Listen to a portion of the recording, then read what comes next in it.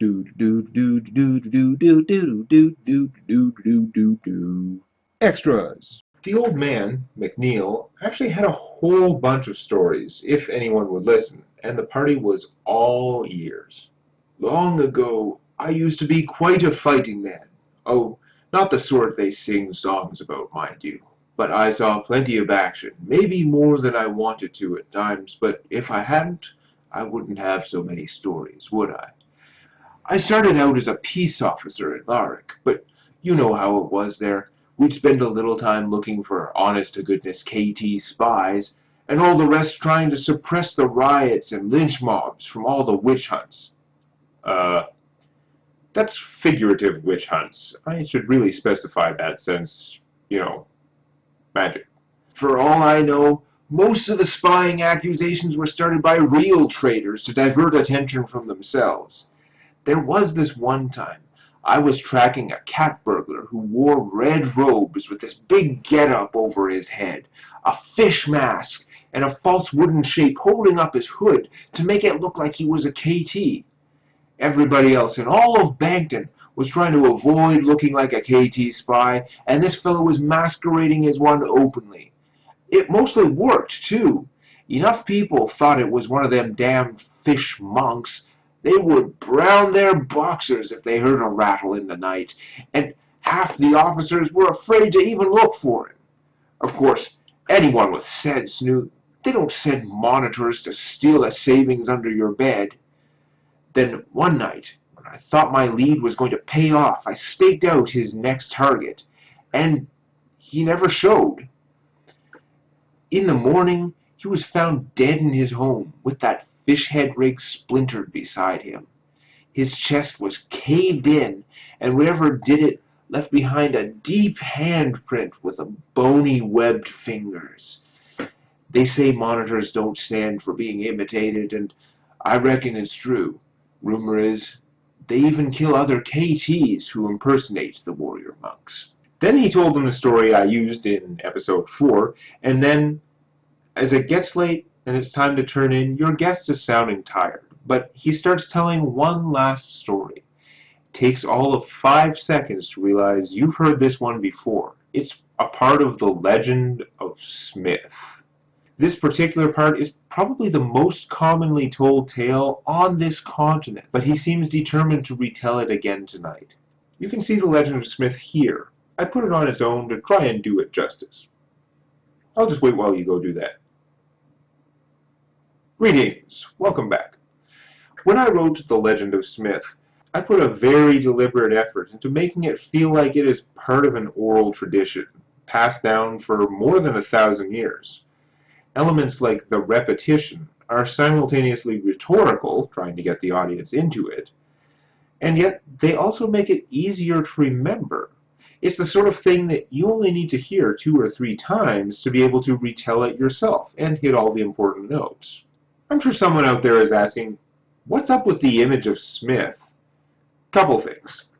Unlike most of my art, I put some effort into making his armor look like genuine Bronze Age-y sort of gear. Then I gave him some bullshit freaky looking helm.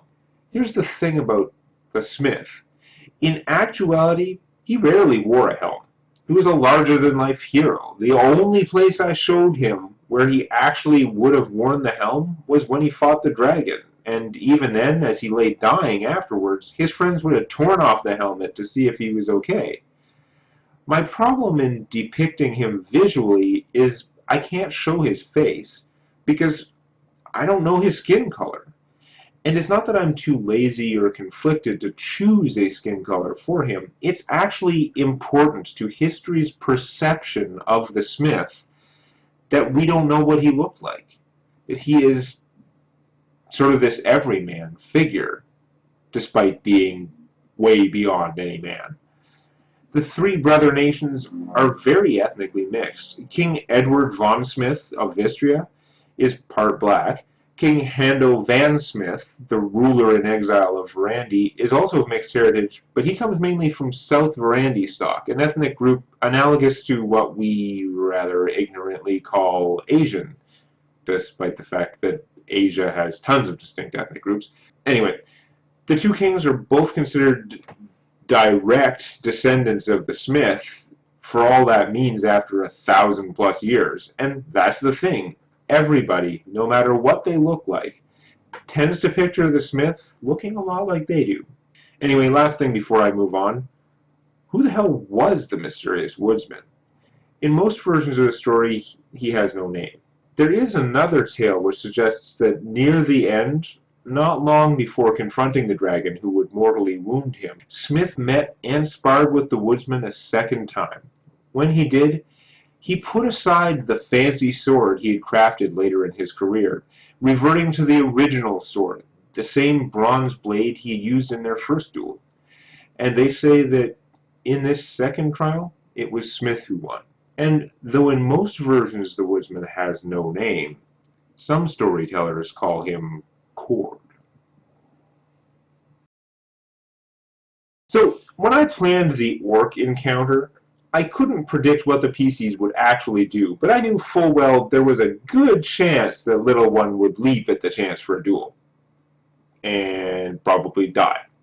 But for some stupid reason, I thought I could get in a couple words before Little One would shout his intentions from the battlements. As GM, I certainly could have held him off and shoehorned in the event I had planned, but it just would have seemed so unnatural. It is the player's game too, and you have to know when to take their cues, so Little One just jumped right in. That said, I had a bunch of notes on what was supposed to happen when Mark challenged anyone to a duel. At that point, everyone would notice a wagon load of armed dwarves riding back towards town from the East Mine. Even at great distance, the players would recognize Harold Stormsmith because of his battle plate armor, the heaviest armor I know of from any 3.5 sourcebook. It might have been mountain armor, I can't remember. The heavier one. They passed by Harold Stormsmith and his men in the first episode when they were riding to rendezvous with Bob. This dwarf, the son of Adon, who is also a renowned armorsmith, he was the one riding to help De Corso defend the mines against possible invading drow. So this dwarf is riding back towards town. Here's how it was supposed to go. "I'll fight you one-on-one, you monster!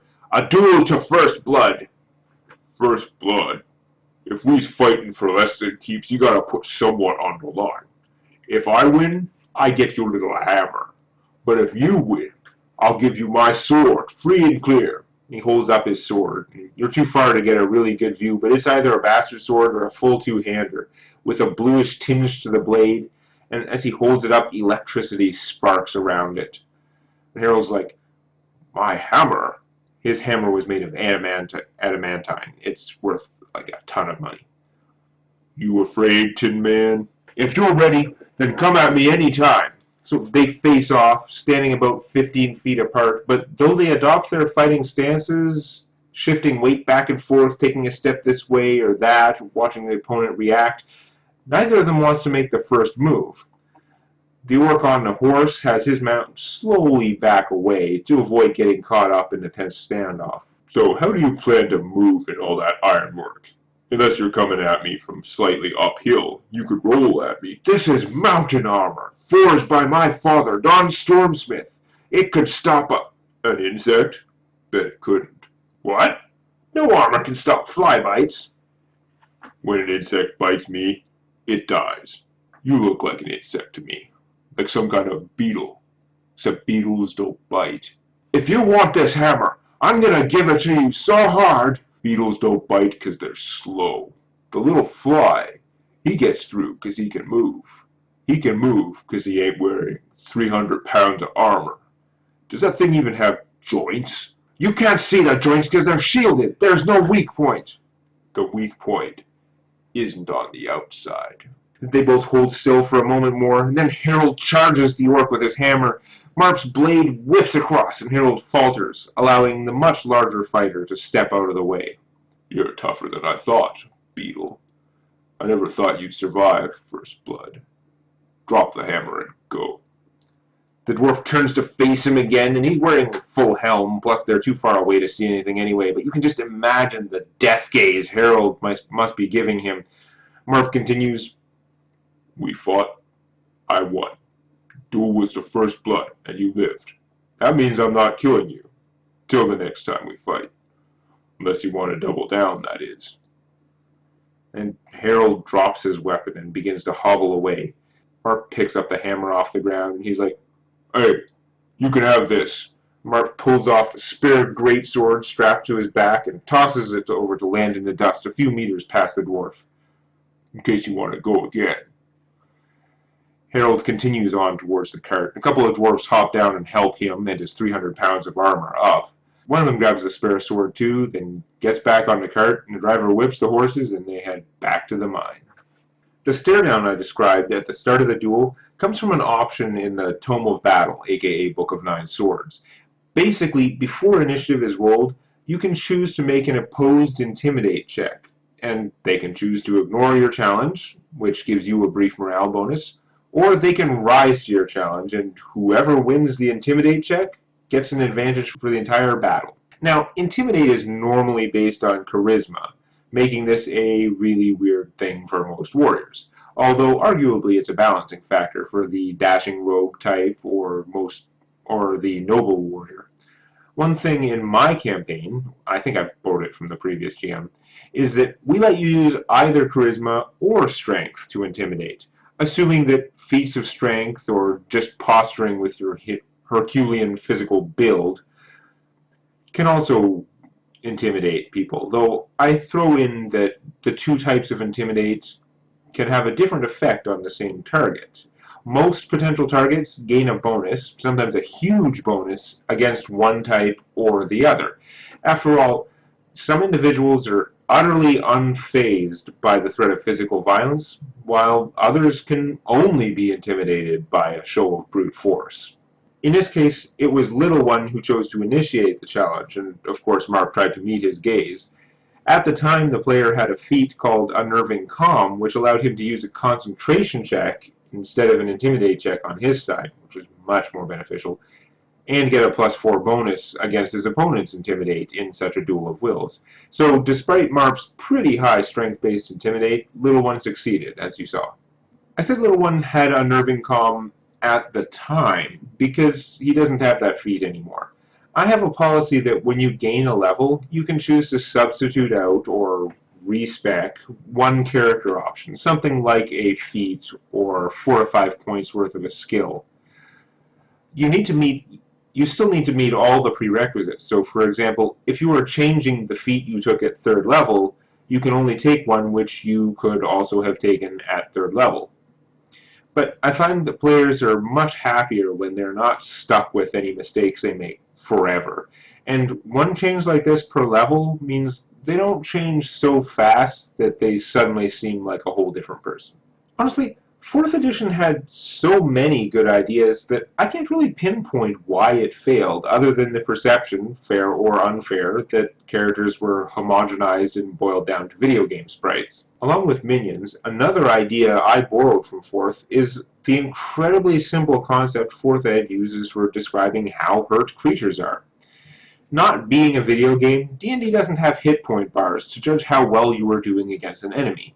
Is he nearly dead, or are my attacks being ineffective? As a GM, you should always let the players know when an attack is reduced or negated by damage reduction, energy resistance, or spell resistance. You don't have to tell them how much, although spell resistance is yes or no. You also have to let them know anytime a creature is regenerating or being healed. They just ought to know that, and it's kind of unfair if they don't. But even then, with hit points being an abstract concept, it's hard to give useful, consistent, qualitative descriptions to help players gauge how injured their foe is, especially since there are so many different kinds of creatures that have different anatomies. How do you know how damaged that ooze is that you've been beating on for 2 minutes?